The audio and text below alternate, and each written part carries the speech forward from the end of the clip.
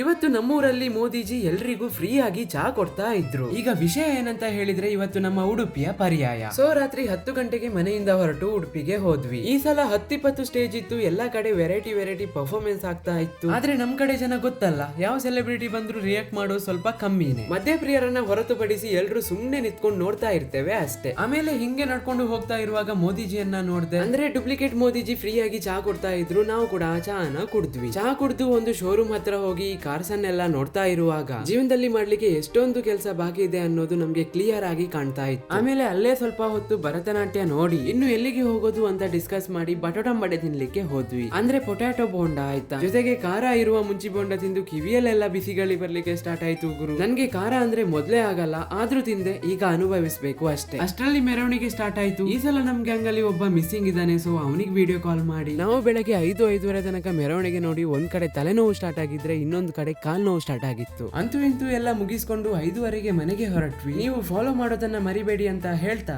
ಮತ್ತೆ ನಾವು ಸಿಗುವ ಆಯ್ತಾ.